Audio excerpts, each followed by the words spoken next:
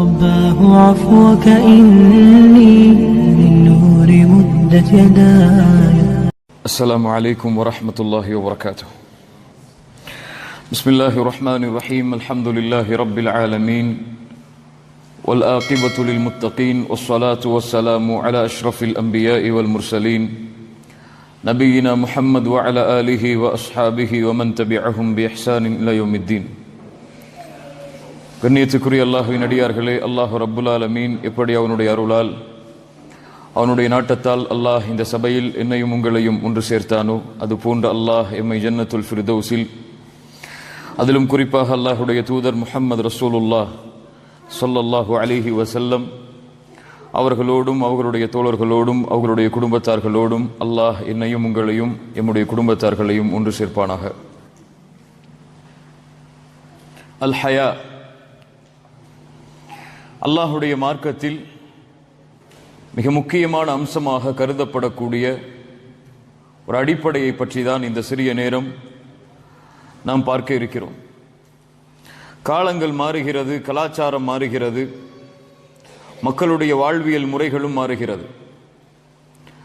முன்னாள் காலத்தில் பார்க்கப்பட்ட விஷயங்கள் எல்லாம் ஒரு பாரதூரமான பாவமாக குற்றமாக கருதப்பட்ட விஷயங்கள் எல்லாம் இன்றைய காலத்தில் சர்வ சாதாரணமாக மாறிவிட்டது.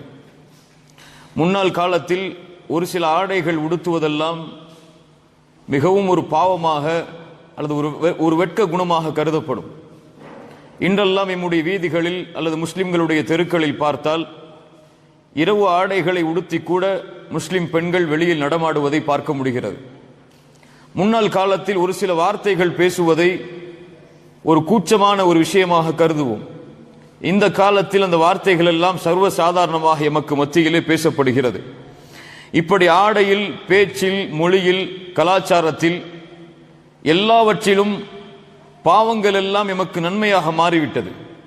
ஏனென்றால் எந்த ஒரு பாவத்தை அடிக்கடி நாம் பார்ப்போமோ அது நன்மையாகத்தான் எமக்கு தெரியும், ஒரு பாவமாக கருத மாட்டோம். அதை ஒரு ஆடையை நாம் ஒரு தவறான ஒரு ஆடையை பார்க்க பார்க்க பார்க்க அந்த தவறான ஆடை ஒரு தவறாகவே தெரியாது. சிறிய காலத்திற்கு பிறகு ஒரு பேச்சு பேசப்பட பேசப்பட மக்கள் அதை வழக்கமாகிவிட்டால் அது ஒரு தவறான பாவமாகவே தெரியாது, அது சாதாரணமான ஒரு அம்சமாக மாறிவிடும்.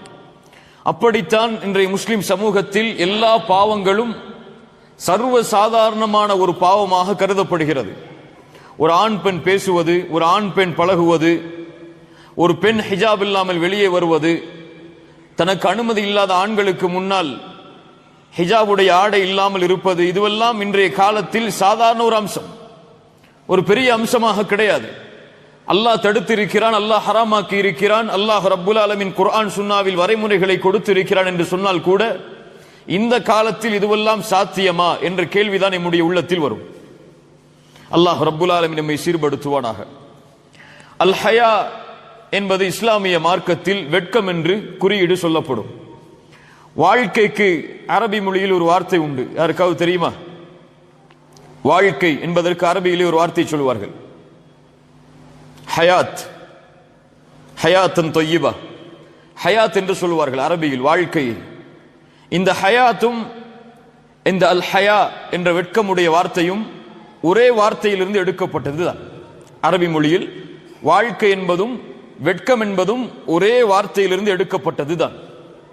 அறிஞர்கள் விளக்கம் சொல்லுவார்கள், குறிப்பாக இப்னு கையிம் ரஹிமஹுல்லாஹ் போன்ற அறிஞர்கள், அல்லாஹ் ஏன் ஒரே வார்த்தையை பயன்படுத்துகிறான் வாழ்க்கைக்கும் வெட்கத்திற்கும் என்றால், வாழ்க்கை வெட்கத்தோடு தொடர்பு கொண்டது.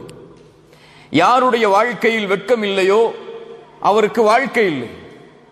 யாருடைய வாழ்க்கையில் வெட்க குணம் இறந்து விட்டதோ அவர் மூத்தாகிவிட்டார் என்று அர்த்தம்.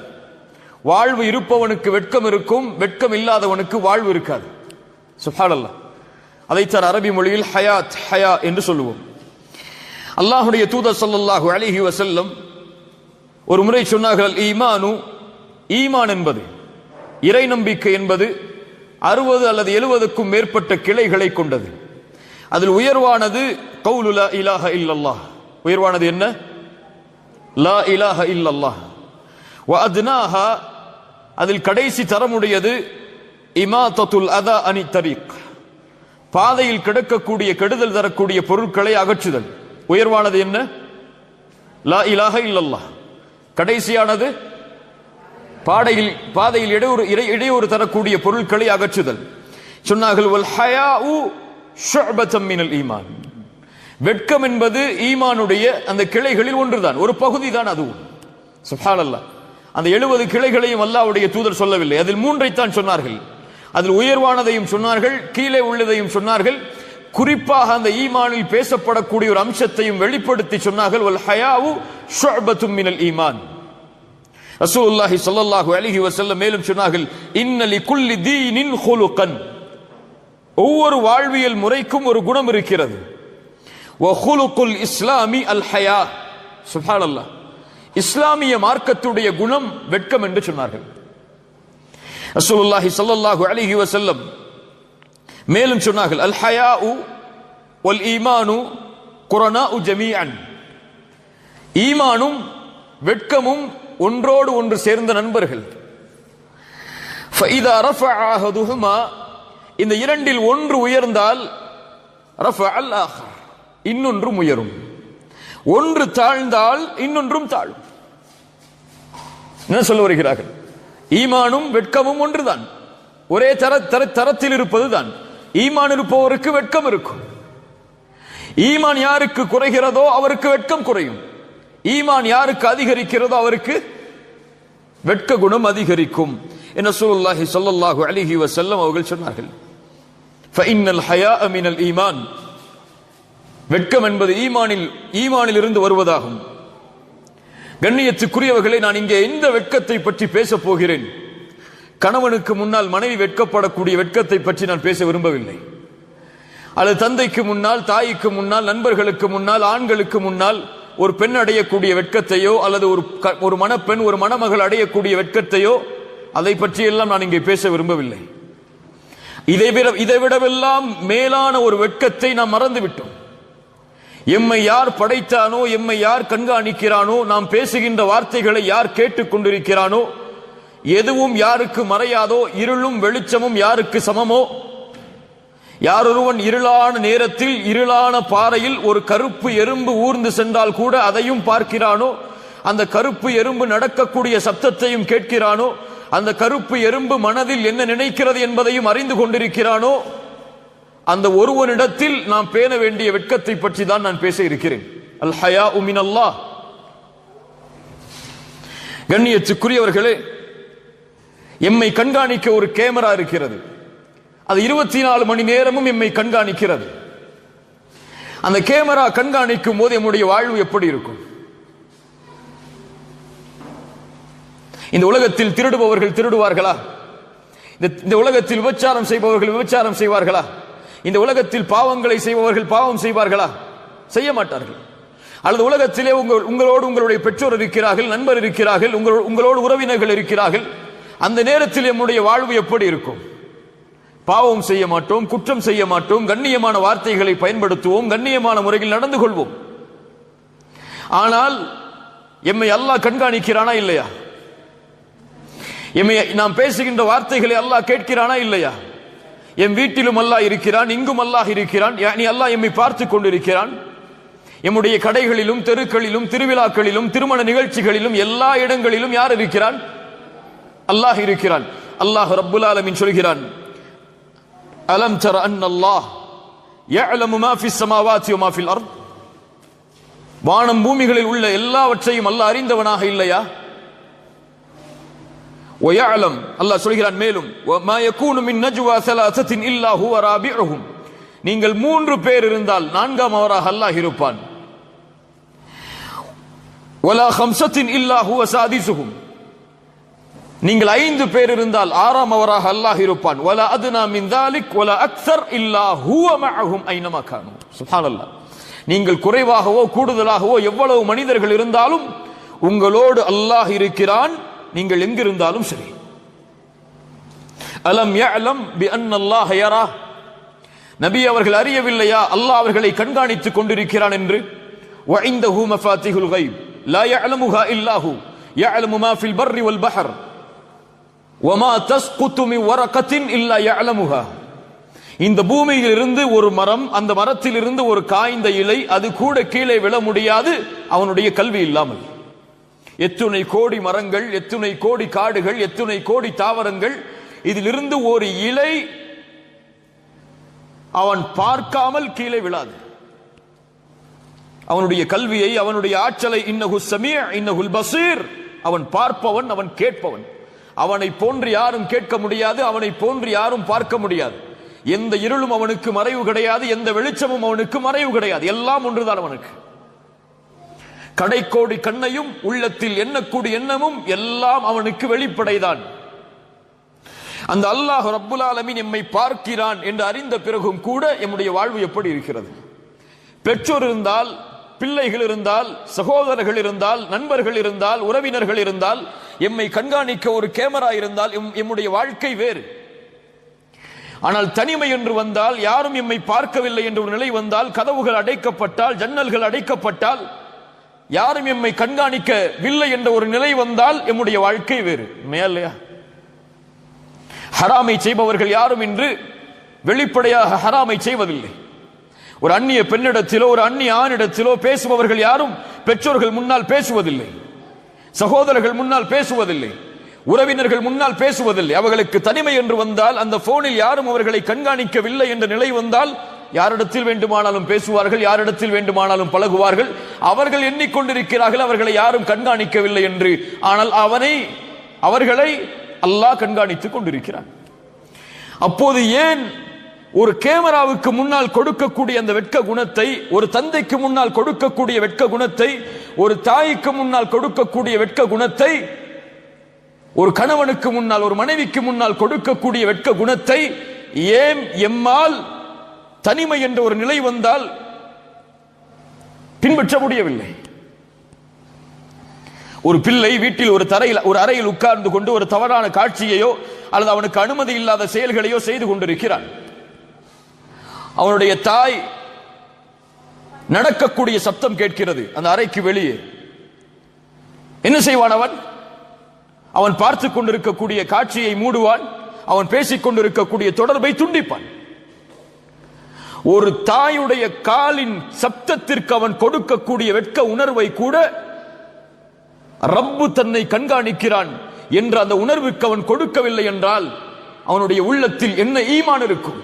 ரசூலுல்லாஹி ஸல்லல்லாஹு அலைஹி வஸல்லம் அதனால் சொன்னார்கள், ஒரு விபச்சாரம் செய்பவன் முஃமினான நிலையில் விபச்சாரம் செய்ய மாட்டான். ஒரு திருடுபவன் முஃமினான நிலையில் திருட மாட்டான். அவனுடைய ஈமான் உயர்த்தப்பட்டு விடும் அந்த நேரத்தில். சுப்ஹானல்லாஹ். அல்லாஹ்வுடைய தூதர் ஸல்லல்லாஹு அலைஹி வஸல்லம் சொன்னார்கள், இஸ்தஹியூ மினல்லாஹி ஹக்கல் ஹயா. அல்லாஹ்விடத்தில் எப்படி முறைப்படி அவனோடு வெட்கத்தோடு நடந்து கொள்ள வேண்டுமோ அப்படி நடந்து கொள்ளுங்கள். சஹாபாக்கள் சொன்னார்கள், யா ரசூலல்லாஹ், நாங்கள் வெட்கப்படத்தானே செய்கிறோம், அல்ஹம்துலில்லாஹ் என்று சொன்னார்கள். ரசூலுல்லாஹி ஸல்லல்லாஹு அலைஹி வஸல்லம் சொன்னார்கள், லைஸ தாக், நீங்கள் அடையக்கூடிய வெட்கத்தை பற்றி நான் சொல்லவில்லை. வலாகின்னல் இஸ்திஹ்யா மினல்லாஹி ஹக்கல் ஹயா. அல்லாஹ்வோடு நடந்து கொள்ளக்கூடிய அந்த உண்மையான வெட்க உணர்வு என்பது அன் தஹ்ஃபதர் ரஅஸ வமா வஆ, தலை ஒன்று சேர்த்து இருக்கக்கூடிய எல்லா உறுப்புகளையும் சேர்த்து பாதுகாத்தல். வல் பத்ன வமா ஹவா, வயிற்றையும் அது உள்ளடக்கி இருக்கக்கூடியவற்றையும் பாதுகாத்தல், அதோடு சேர்ந்தவற்றையும் பாதுகாத்தல். என்ன சொல்ல வருகிறார்கள்? உன் கண் எதை பார்க்கிறது, உன் காது எதை கேட்கிறது, உன் தலையில் உள்ள உறுப்புகள் அதை பாதுகார். அதுதான் அல்லாஹ்வோடு உண்மையான வெட்கத்தில் நடந்து கொள்ளுதல். உன் கண் அல்லாஹ் அனுமதித்ததை பார்க்கிறதா, அல்லாஹ் அனுமதிக்காததை பார்க்கிறதா? உன் நாவு அல்லாஹ் அனுமதித்ததை பேசுகிறதா, அல்லாஹ் அனுமதிக்காததை பேசுகிறதா? உன் காது அல்லாஹ் அனுமதித்ததை கேட்கிறதா, அல்லாஹ் அனுமதிக்காததை கேட்கிறதா? அல்லாஹ்வோடு நடந்து கொள் இந்த வெட்க உணர்வை. உன் தாய்க்கு முன்னால் தீய வார்த்தைகளை பயன்படுத்த மாட்டாய், அதுபோல்தான் தவறான தனிமையின் நிலையிலும் தீய வார்த்தைகளை பயன்படுத்தாதே. உன் தாய்க்கு முன்னால் தவறான காட்சிகளை, தவறான செயல்பாடுகளை செய்ய மாட்டாய், அதுபோல்தான் உன் ரப்பு உன்னை கண்காணிக்கும் போதும் தவறான காட்சிகளை, தவறான செயல்களை செய்யாது. மேலும் சொன்னார்கள், ஒலி தத்குரில் மௌத வல் பிலா, மரணத்தை நினைவுகொள், அதற்கு பிறகு அழியக்கூடிய, மண்ணோடு மண்ணாக ஆகக்கூடிய உன் நிலையை நினைவுகொள். ஒமன் அராதல் ஆஹிரா தரக ஸீனத்தத் துன்யா, யார் மறுமையை நாடி உலகத்தின் அலங்காரங்களை விடுகிறார்களோ, ஃபமன் ஃபஅல ذلك, அதற்காக மேலுள்ள எல்லா வெட்க குணத்தையும் கடைபிடிக்கிறார்களோ, அவர்கள்தான் அல்லாஹ்வோடு உண்மையான வெட்க குணத்தில் நடந்து கொள்பவர்கள் என்று ரசூலுல்லாஹி ஸல்லல்லாஹு அலைஹி வஸல்லம் அவர்கள் சொன்னார்கள். சுப்ஹானல்லாஹ். கண்ணியத்துக்குரிய அன்பு சகோதரிகளே, உமர் இப்னுல் கத்தாப் ரலியல்லாஹு அன்ஹு அவர்களுடைய வாழ்வில் ஒரு நிகழ்வு நடக்கிறது. நாம் எல்லாம் அறிந்த நிகழ்வுதான். உமர் இப்னுல் கத்தாப் ஒரு முறை இரவுடைய நேரத்தில் மதீனாவுடைய வீதிகளில் உலா வருகிறார்கள். ஒரு வீட்டில் ஒரு சப்தம் கேட்கிறது. தாயும் மகளும் பேசிக்கொள்ளக்கூடிய சப்தம் அது. உமர் அவர்கள் யார் பேசுகிறார்கள் என்று கண்காணிப்பதற்காக அந்த வீட்டின் ஓரமாக கொஞ்சம் அமர்கிறார்கள். அங்கே தாய் சொல்கிறார்கள் மகளை பார்த்து, மகளே, காலை விடிய போகிறது, நாம் பால் வியாபாரம் செய்கிறோம், பாலிலே அதிகமாக தண்ணீரை கலந்து விடு என்று சொன்னார்கள். மகள் சொன்னார்கள், தாயே, அமீருல் முஃமினீன் உமர் இப்னுல் கத்தாப் அதை தடை செய்திருக்கிறார்களே என்று. தாய் சொன்னார்கள், மகளே, அமீருல் முஃமினீன் உமர் இப்னுல் கத்தாப் எம்மை பார்த்து கொண்டா இருக்கிறார்கள் என்று. அந்த மகள் சொன்னார்கள், யா உம்மா, இன் கான அமீருல் முஃமினீன் லா யரானா வ ரப்பு அமீருல் முஃமினீன யரானா. தாயே, அமீருல் முஃமினீன் எம்மை கண்காணிக்கவில்லை என்றாலும் அந்த அமீருல் முஃமினீனை படைத்து பரிபாலிக்கக்கூடிய அந்த ரப்பு எம்மை கண்காணித்துக் கொண்டிருக்கிறானே என்று. சுப்ஹானல்லாஹ். அல் ஹயாஉ மினல்லாஹ். அங்கே அமீருல் முஃமினீனுக்கு வெட்க குணம் அல்ல. யாருக்கு வெட்க குணம்?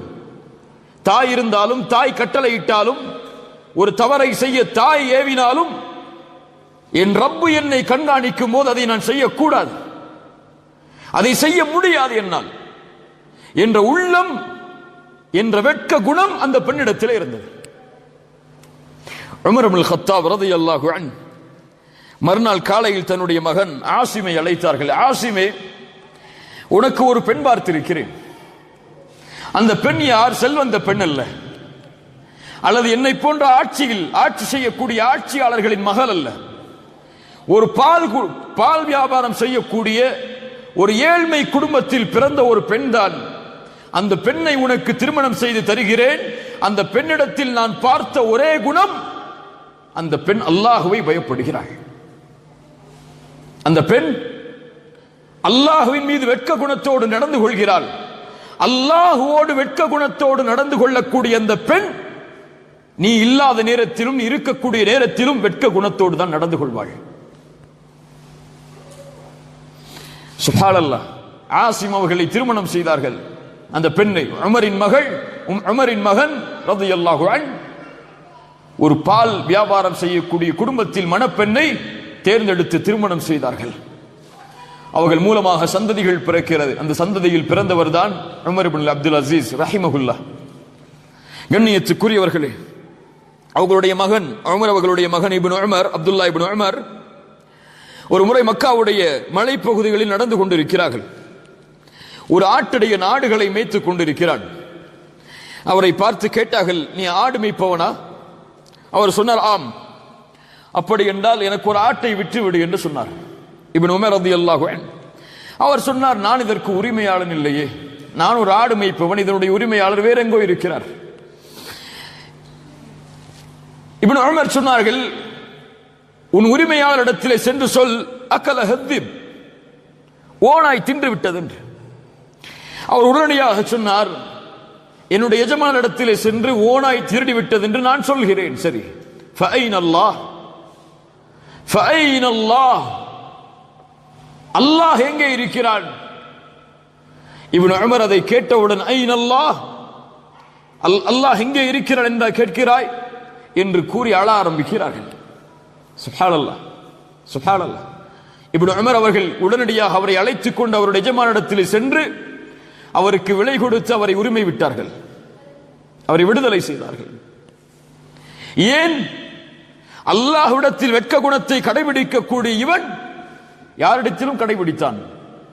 தன் எஜமானர், தன்னுடைய முதலாளி தன்னோடு இல்லை என்ற நேரம் வந்தாலும் அவன் அந்த வெட்க குணத்தை கடைபிடித்தான். சுப்ஹானல்லாஹ். இப்னு கையிம் ரஹிமஹுல்லாஹ் அவர்கள் அதனால் சொல்லுவார்கள், யார் அல்லாஹ்விற்கு முன்னால் பாவம் செய்யும் போது வெட்கமடையவில்லையோ, வெட்க குணத்தை கடைபிடிக்கவில்லையோ, இவனை நாளை மறுமையில் தண்டிப்பதிலும் அல்லாஹ் வெட்க குணத்தை கடைபிடிக்க மாட்டான். அல்லாஹ் வெட்கமடைவான். அது அவனுடைய குணத்தில் ஒன்று. உஸ்மான் ரலியல்லாஹு அன்ஹு, அபூபக்கர் ரலியல்லாஹு அன்ஹு அவர்கள் ஒருமுறை வந்தார்கள். ரசூலுல்லாஹி ஸல்லல்லாஹு அலைஹி வஸல்லம் தன்னுடைய ஆடை எப்படி இருந்ததோ அப்படியே இருந்தார்கள். உமர் இப்னு கத்தாப் வந்தார்கள், ஆடை எப்படி இருந்ததோ அப்படியே இருந்தார்கள். உஸ்மான் இப்னு அஃபான் வந்தார்கள், தன்னுடைய ஆடையை சரிபடுத்திக் கொண்டார்கள். ஆயிஷா ரலியல்லாஹு அன்ஹா கேட்டார்கள், யா ரசூலல்லாஹ், அபூபக்கர் வந்தார்கள், உமர் வந்தார்கள், நீங்கள் இப்படி செயல்படவில்லையே. ரசூலுல்லாஹி ஸல்லல்லாஹு அலைஹி வஸல்லம் சொன்னார்கள், உஸ்மான் வந்தவுடன் செய்ததன் காரணம், உஸ்மான் அவரை கண்டு மலக்குகள் வெட்கமடைகிறார்கள், அவரை கண்டு நான் வெட்கமடைய கூடாதா? சுப்ஹானல்லாஹ். கண்ணியத்துக்குரிய அன்பு சகோதரிகளே, இப்னு கையிம் ரஹிமஹுல்லாஹ் மேலும் சொன்னார்கள், யார் பாவம் செய்யும் போது அல்லாஹ்விடத்திலே வெட்க குணத்தை கடைபிடிக்கிறார்களோ இவர்களை நாளை மறுமையில் அல்லாஹ் சந்திக்கும் போதும் வெட்கமடைவான். ஒரு அறிஞர் வருகிறார், அஹ்மத் பின் ஹம்பல் ரஹிமஹுல்லாஹ். அஹ்மத் பின் ஹம்பல் யார்? ஹம்பலி மதிஹபை தலைமை தாங்கி இருக்கக்கூடிய இமாம் அவர்கள். அஹ்மத் ரஹிமஹுல்லாஹ் அவர்களிடத்திலே வருகிறார்.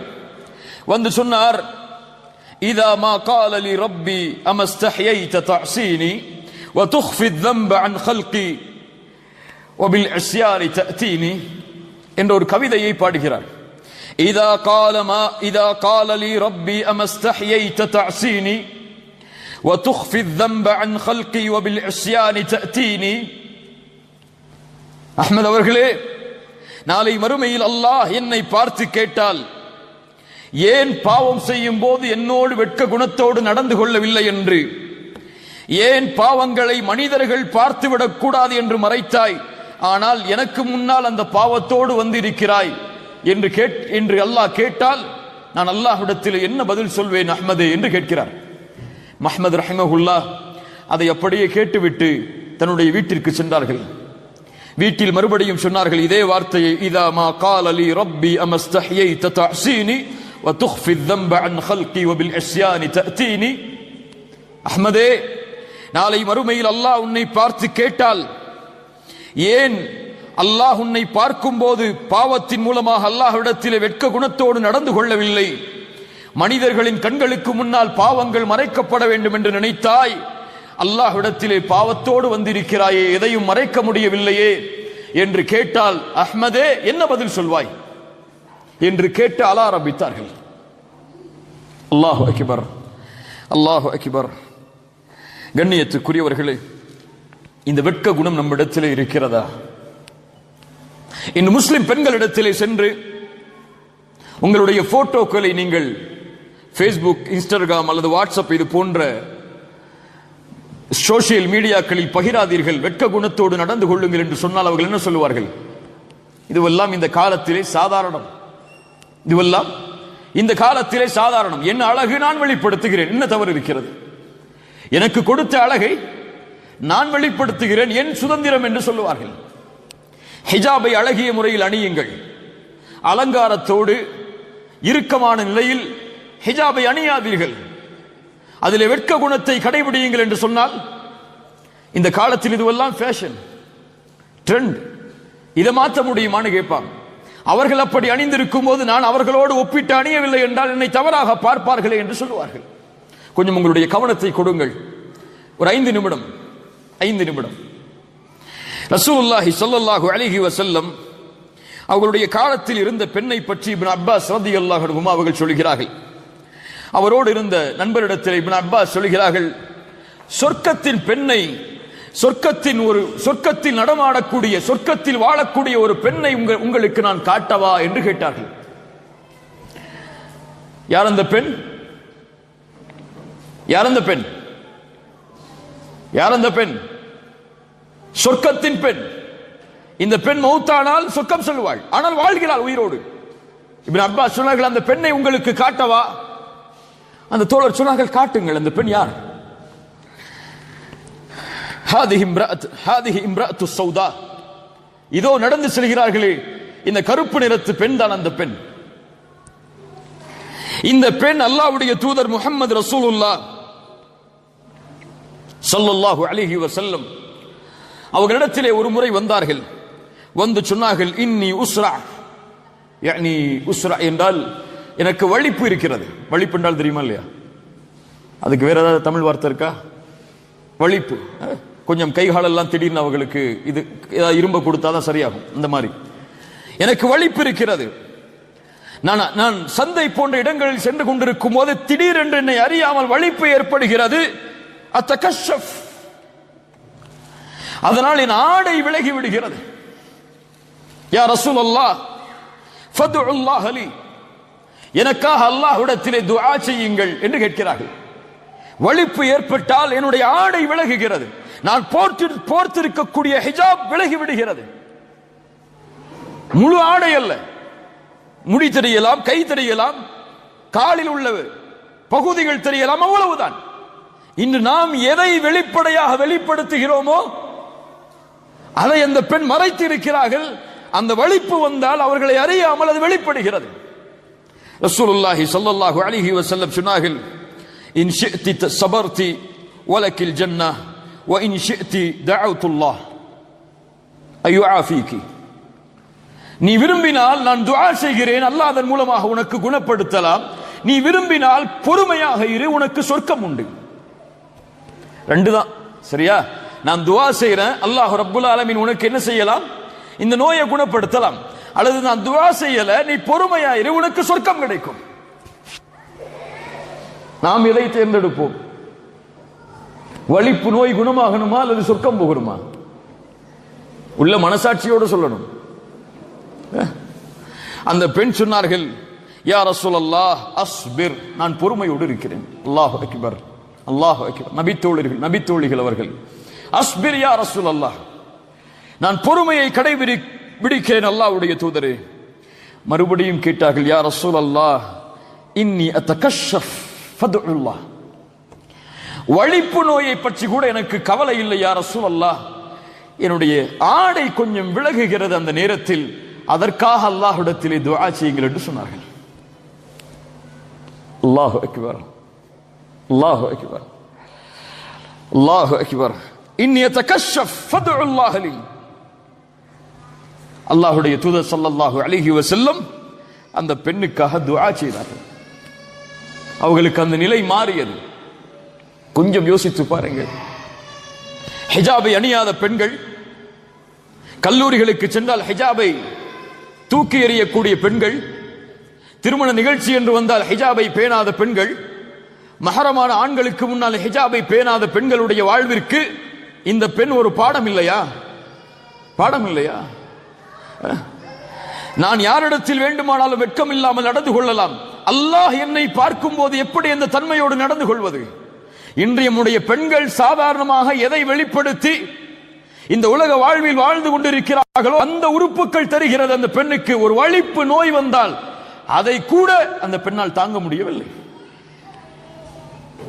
அல்லாஹு அக்பர். ரசூலுல்லாஹி ஸல்லல்லாஹு அலைஹி வஸல்லம் அதனால் சொன்னார்கள், நாளை மறுமையில் ஒரு இரண்டு கூட்டத்தார்கள், அவர்களில் ஒருவரை நான் பார்த்ததில்லை, காசியாத்துன் ஆரியாத், ஆடை அணிந்திருப்பாள் அந்த பெண், ஆனால் நிர்வாணமாக இருப்பாள். தன்னையும் பிறர் பக்கம் சாய்ப்பாள், தானும் பிறர் பக்கம் சாய்வாள். இந்த பெண் சொர்க்கத்தில் நுழைய முடியாது, சொர்க்கத்தின் நறுமணத்தை கூட நுகர முடியாது, இன்ன தூரத்தில் இருந்தே தவிர. அறிஞர்கள் விளக்கம் சொன்னார்கள், ஆடை அணிந்தும் நிர்வாணமாக இருக்கக்கூடிய பெண் யார்? அழகான ஹிஜாபை அணிபவள், இறுக்கமான ஹிஜாபை அணிபவள், உடல் அழகை வெளிப்படுத்தக்கூடிய ஹிஜாபை அணிபவள்.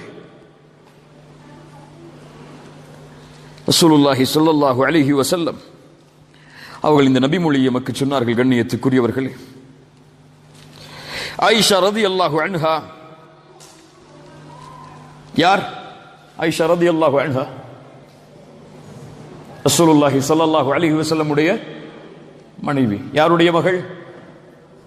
அபூபக்கர் சித்திக் ரலியல்லாஹு அன்ஹு அவர்களுடைய மகள். அவர்கள் சொல்கிறார்கள், குன்து அத்குலு பைத்தி அல்லதி துஃபின ஃபீஹி ரசூலுல்லாஹி ஸல்லல்லாஹு அலைஹி வஸல்லம் வ அபி. நான் ரசூலுல்லாஹ்வுடைய மரணத்திற்கு பிறகு, என் தந்தையின் மரணத்திற்கு பிறகு என் வீட்டில் நுழைவேன். அவங்களுடைய வீடு எது? ஆயிஷா ரலியல்லாஹு அன்ஹா வீடு எது? ரசூலுல்லாஹ் அடக்கம் செய்யப்பட்ட இடம். ரசூலுல்லாஹ் எங்கே மூத்தானார்கள்? மதீனாவில் மூத்தானார்கள். அது குழந்தைக்கு கூட தெரியும். மதீனாவில் எங்கே? நேற்று பார்த்தோம் ரசூலுல்லாஹ்வுடைய மரண செய்தியை பார்க்கும்போது, மாத ரசூலுல்லாஹி ஸல்லல்லாஹு அலைஹி வஸல்லம் வஃபி பைத்தி வஃபி யௌமி, என் நாளில் என் வீட்டில் தான் ரசூலுல்லாஹ் மூத்தானார்கள். ரசூலுல்லாஹ்வுடைய நபிமார்களை பொறுத்தவரை அவர்கள் எங்கே மரணமாகிறார்களோ அதே இடத்திலேயே அடக்கம் செய்யப்படுவார்கள். ரசூலுல்லாஹ் எங்கே அடக்கம் செய்யப்பட்டார்கள்? ஆயிஷா ரலியல்லாஹு அன்ஹாவுடைய வீட்டில். இன்று இருக்கக்கூடிய ரசூலுல்லாஹ்வுடைய கபர் எங்கே இருக்கிறது? மஸ்ஜித் நபவியில் ஆயிஷா ரலியல்லாஹு அன்ஹாவுடைய வீட்டில். சொல்கிறார்கள், நான் என் வீட்டில் நுழைவேன் அல்லாஹ்வுடைய தூதர் மரணமானதற்கு பிறகு, என்னுடைய தந்தை அபூபக்கர் மரணமானதற்கு பிறகு. எப்படி நுழைவேன்? என்னுடைய ஆடையை அணிந்து கொண்டு, இயற்கையாக என் கணவருக்கு முன்னால் என்ன ஆடையை அணிவதற்கு எனக்கு அனுமதி இருக்கிறதோ, இயற்கையாக என் தந்தைக்கு முன்னால் என்ன ஆடையை அணிவதற்கு அனுமதி இருக்கிறதோ அந்த ஆடை அணிந்து கொண்டு என் வீட்டில் நுழைவேன். அந்த வீட்டில் யாரெல்லாம் அடக்கம் செய்யப்பட்டிருக்கிறார்கள்? என் கணவரும் என் தந்தையும். அதனால் ஃபலம்மா துஃபின உமர் மஅஹும், உமர் ரலியல்லாஹு அன்ஹு அவர்களோடு அடக்கம் செய்யப்பட்டதற்கு பிறகு, உமர் ரலியல்லாஹு இங்கே அடக்கம் செய்யப்பட்டார்கள். எங்கே? ரசூலுல்லாஹி ஸல்லல்லாஹு அலைஹி வஸல்லம் அவங்களுடைய வீட்டில் தான். யாருக்கெல்லாம் அந்த அனுமதி கிடைத்தது? அபூபக்கர் ரலியல்லாஹு அன்ஹு. இன்னொரு இடம் யாருக்காக இருந்தது? ஆயிஷா ரலியல்லாஹு அன்ஹா அவர்களுக்காக இருந்தது. உமர் இப்னு கத்தாப் மரண நேரத்தில் தன் மகளிடத்திலே சொன்னார்கள், ஆயிஷா அவர்களிடத்திலே செல்லுங்கள், உமர் அனுமதி கேட்கிறார், கலீஃபா அனுமதி கேட்கிறார் என்று சொல்லாதீர்கள், உமர் அனுமதி கேட்கிறார் என்று சொல்லுங்கள். அந்த நபியோடு அவருடைய தோழரோடு அவரும் அடக்கமாவதை விரும்புகிறார் என்ற செய்தியை சொல்லுங்கள். அனுமதி கொடுத்தால் என்னை அடக்கம் செய்யுங்கள், அனுமதி கொடுக்கவில்லை என்றால் முஸ்லிம்களுடைய கபரிஸ்தானுக்கு என்னை கொண்டு செல்லுங்கள். இப்னு உமர் அனுமதியை வாங்கி வருகிறார்கள். ஆயிஷா ரலியல்லாஹு அன்ஹா சொன்னார்கள், எனக்காக வைத்திருந்த இடம் உமர் கேட்கிறார், கொடுத்து விடுகிறேன் ரலியல்லாஹு அன்ஹு. மறுபடியும் சொன்னார்கள், என் மகனே, மறுபடியும் நான் மரணமாகிவிட்டால் என் ஜனாசாவை சுமந்து செல்லுங்கள், ஆயிஷா ரலியல்லாஹு அன்ஹாவுடைய வீட்டில் வாசலில் வையுங்கள், உள்ளே நுழைந்து கேளுங்கள், கலீஃபா கேட்கிறார் என்று சொல்லாதீர்கள், உமர் கேட்கிறார் என்று கேளுங்கள், அவர் அனுமதி கொடுத்தால் உள்ளே எடுத்து செல்லுங்கள், அனுமதி கொடுக்கவில்லை என்றால் முஸ்லிம்களுடைய கபரிஸ்தானுக்கு எடுத்து சென்று விடுங்கள். அல்லாஹு அக்பர். ஆயிஷா ரலியல்லாஹு அன்ஹா அனுமதி கொடுத்தார்கள். முதலாவதாக ரசூலுல்லாஹி ஸல்லல்லாஹு அலைஹி வஸல்லம் உடைய கபர் இருக்கும், அதற்கு பிறகு அபூபக்கர் சித்திக் ரலியல்லாஹு அன்ஹு உடைய கபர் இருக்கும், அதற்கு பிறகு உமர் இப்னு கத்தாப் ரலியல்லாஹு அன்ஹு உடைய கபர் இருக்கும். ரசூலுல்லாஹி ஸல்லல்லாஹு அலைஹி வஸல்லம் உடைய அவர்களுடைய கபர், அவர்களுடைய தோள்பட்டைக்கு நேராக அபூபக்கர் ரலியல்லாஹு அன்ஹு உடைய தலை இருக்கும், அவர்களுடைய தோள்பட்டைக்கு நேராக உமர் இப்னு கத்தாப் ரலியல்லாஹு அன்ஹு உடைய கபர் இருக்கும். அந்த தலைகளை கூட நேராக ஆக்கிவிடக் கூடாது என்று நபித்தோழர்கள் பயந்தார்கள். ஏன்? ரசூலுக்கு இருக்கக்கூடிய கண்ணியம் வேறு, அபூபக்கருக்கு இருக்கக்கூடிய கண்ணியம் வேறு. அபூபக்கருக்கு இருக்கக்கூடிய கண்ணியம் வேறு, ரலியல்லாஹு அன்ஹு. உமர் அவர்களுக்கு இருக்கக்கூடிய கண்ணியம் வேறு. அதனால் ஜனாசாவை அடக்கம் செய்யும் போது கூட ரசூலுல்லாஹ்வுடைய தோள்பட்டைக்கு நேராக அபூபக்கர் அவர்களுடைய ரலியல்லாஹு அன்ஹு அவர்களுடைய தலையை கொண்டு வந்தார்கள். அபூபக்கர் அவர்களுடைய தோள்பட்டைக்கு நேராக உமர் ரலியல்லாஹு அன்ஹு அவர்களுடைய தலையை கொண்டு வந்தார்கள். கிப்லாவை நோக்கி அவர்களுடைய தலை திரும்ப இருக்கும். இந்த மூன்று பேருடைய கபர் வந்ததற்கு பிறகு, என் தந்தை என்னுடைய கணவர் இருக்கும் போது நான் இயற்கையான ஆடையில் உள்ளே நுழைவேன். ஆனால் எப்போது உமர் அடக்கம் செய்யப்பட்டாரோ, ஃபவல்லாஹி, என் ரப்பின் மீது சத்தியம் செய்து சொல்கிறேன், மா தகல்து, நான் அந்த வீட்டில் நுழைய மாட்டேன் முழுமையான ஹிஜாபை அணியாமல். வஹுவ மையித், உமர் அவர்கள் உயிரோடு இருக்கிறார்களா? உயிரோடு இருக்கிறார்களா? மையித். ஒரு ஜனாசாவிற்கு முன்னால் கூட ஆயிஷா ரலியல்லாஹு அன்ஹா சொன்னார்கள், என்னுடைய ஹிஜாபை முழுமையாக அணிந்துதான் அந்த அறைக்கு அதற்கு பிறகு நுழைவேன் என்று. அல்லாஹு அக்பர், அல்லாஹு அக்பர்.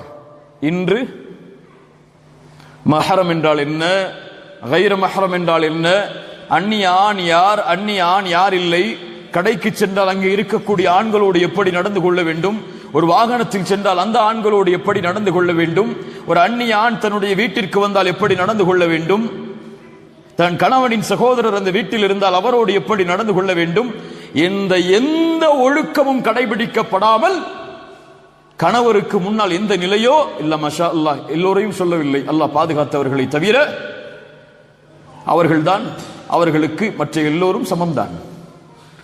கணவரிடத்தில் எப்படி பேசுவார்களோ அப்படித்தான் ஒரு பொருளை வாங்க சென்றாலும் மற்றவர்களிடத்திலும் பேசுவார்கள். இல்ல, மஷா அல்லாஹ், அல்லாஹ் பாதுகாத்தவர்களை தவிர. ஆயிஷா ரலியல்லாஹு அன்ஹா கணவன் உயிரோடு இருக்கும் போதும் அதே நிலை, தந்தை உயிரோடு இருக்கும் போதும் அதே நிலை, தந்தையும் கணவரும் மரணமானதற்கு பிறகும் அதே நிலை, ஒரு அந்நிய ஆண் உள்ளே நுழைந்ததற்கு பிறகு அதுவும் மையித்தாக அவருடைய நிலை வேறு. இந்த வெட்க குணத்தை தான் இஸ்லாம் எதிர்பார்க்கிறது. அவர்கள் சொல்கிறார்கள் அதே வார்த்தையை. ஏன் நான் அப்படி அமைத்துக் கொள்வேன் தெரியுமா? ஹயாஅன் மின் உமர், உமரோடு நடந்து கொள்ள வேண்டிய வெட்க குணத்தால். ஹயாஅன் மின் உமர். சுப்ஹானல்லாஹ். ஆயிஷா ரலியல்லாஹு அன்ஹா சொல்கிறார்கள், கண்ணியத்துக்குரியவர்களே, அல்லாஹோடு வெட்க குணத்தோடு நடந்து கொள்ளவில்லை என்றால் அவர் யாரோடும் வெட்க குணத்தோடு நடந்து கொள்ள மாட்டார். ரசூலுல்லாஹி ஸல்லல்லாஹு அலைஹி வஸல்லம் அவர்கள் சொன்னார்கள், நபித்துவத்தின் வார்த்தையில் ஒன்று, இதா லம் தஸ்தஹி ஃபஸ்னா மா ஷி'தி மா ஷி'த. நீங்கள் வெட்க குணம் இல்லை என்றால் எதை வேண்டுமானாலும் செய்து கொள்ளுங்கள். வெட்கமில்லை என்றால் எதை வேண்டுமானாலும் செய்து கொள்ளுங்கள். அல்லாஹ் ரப்புல் ஆலமீன் அதைத்தான் பொருள்பட சொல்கிறான், யஅமலு மா ஷி'தும் இன்னஹு பிமா தஅமலூன பஸீர். நீங்கள் எதை வேண்டுமானாலும் செய்யுங்கள், அல்லாஹ்வை அஞ்சவில்லை என்றால், அல்லாஹ்வை பயப்படவில்லை என்றால், ஆனால் இவை எல்லாவற்றையும் அல்லாஹ் கண்காணித்துக் கொண்டுதான் இருக்கிறான். நீங்கள் தந்தைக்கு முன்னால் மறைக்கலாம், தாய்க்கு முன்னால் மறைக்கலாம், பிள்ளைகளுக்கு முன்னால் மறைக்கலாம், அல்லது உங்களுடைய போனில் இருக்கக்கூடிய செட்டிங்கை வைத்து நீங்கள் வைத்திருக்கக்கூடிய சாட்டுகளை, நீங்கள் வைத்திருக்கக்கூடிய ஃபேஸ்புக் மெசேஜ்களை எல்லாம் அழிக்கலாம், என்ன வேண்டுமானாலும் செய்யலாம். ஆனால் ரப்புக்கு முன்னால் ஒருபோதும் அதை மறைத்துவிட முடியாது. وَمَنْ يَعْمَلْ مِثْقَالَ ذَرَّةٍ خَيْرًا يَرَهُ فَمَنْ يَعْمَلْ مِثْقَالَ ذَرَّةٍ شَرًّا يَرَهُ. ஒரு கடுகளவு, அணு அளவு நன்மை செய்தாலும் அதையும் அவர் பெற்றுக்கொள்வான், ஒரு அணு அளவு தீமை இருந்தாலும் அதையும் பெற்றுக்கொள்வான். அல்லாஹ் ரப்புல் ஆலமீன் எம்மை பாதுகாப்பானாக. அல்லாஹ் ரப்புல் ஆலமீன் இந்த தன்மை எமக்கு தருவானாக. அல்லாஹ் ரப்புல் ஆலமீன் எம்முடைய முழு வாழ்விலும் இந்த வெட்க குணத்தை கடைபிடிக்கக்கூடிய வாய்ப்பை அல்லாஹ் எமக்கு தருவானாக. அல் ஹயாஉ குல்லுஹு கைர். வெட்கமோடு நடந்து கொள்ளக்கூடிய எல்லா நிலைகளும் நலவுதான் என்று ரசூலுல்லாஹி ஸல்லல்லாஹு அலைஹி வஸல்லம் அவர்கள் சொன்னார்கள். அதை கடைபிடித்து வாழக்கூடிய மக்களாக அல்லாஹ் என்னையும் உங்களையும் ஆக்கி அருள் புரிவானாக. அகூலு கௌலி ஹாதா அஸ்தக்ஃபிருல்லாஹ லீ வலக்கும். அஸ்ஸலாமு அலைக்கும் வரஹ்மத்துல்லாஹி வபரகாத்துஹு.